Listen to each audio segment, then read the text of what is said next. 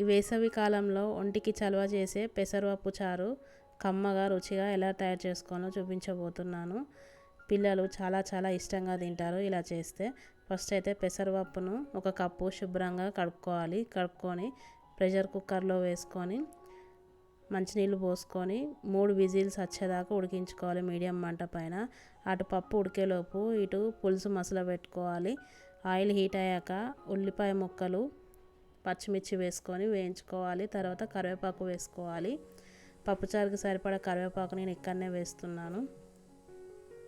వేసుకొని వేయించుకోవాలి. తర్వాత వేయించిన జీలకర్ర మెంతి పొడి వేసుకొని వేయించుకోవాలి. ఈ జీలకర్ర మెంతి పొడి వేయడం వల్ల కమ్మటి వాసన వస్తుంది పప్పుచారుకి. ఇలా మొత్తం ఉల్లిపాయ ముక్కలు పచ్చిమిర్చి మగ్గిపోయాక చింతపండు రసం పోసుకొని కొద్దిగా వాటర్ యాడ్ చేసుకొని మంచిగా మరిగించుకోవాలి.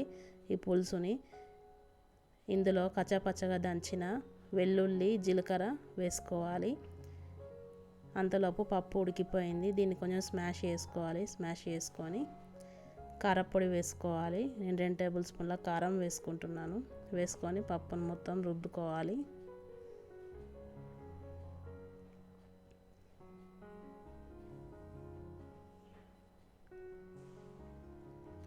ఇలా రుద్దుకున్నాక పప్పుచారుకు సరిపడా నీళ్ళు నేను ఇక్కడనే పోసుకొని అంతా కలిసేట్టుగా కలుపుకోవాలి. ఇలా కలుపుకొని పులుసు మసులుతుండగా ఈ పప్పును అందులో వేసుకోవాలి. ఇలా పులుసు మరుగుతుంటే ఇందాక ఉడికించి పెట్టుకున్న పప్పును వేసుకొని బెల్లం వేసుకోవాలి.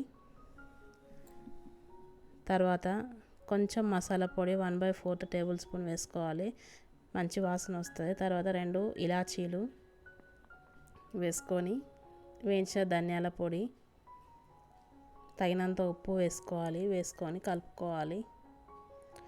కలుపుకొని ఒక 10 నిమిషాలు మీడియం మంట పైన పప్పును మరిగించుకోవాలి.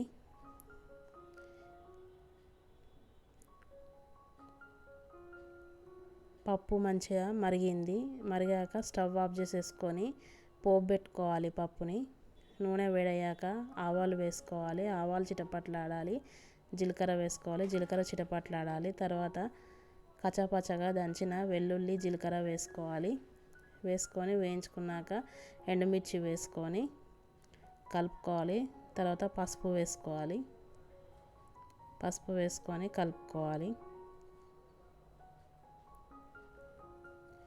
ఇలా కలుపుకున్నాక స్టవ్ ఆఫ్ చేసేసుకొని ఇందాక మరిగించుకున్న పెసరపప్పు చారుని పోపులోకి వేసుకోవాలి. ఈ పోపునంతా పప్పులో వేసుకోవాలి.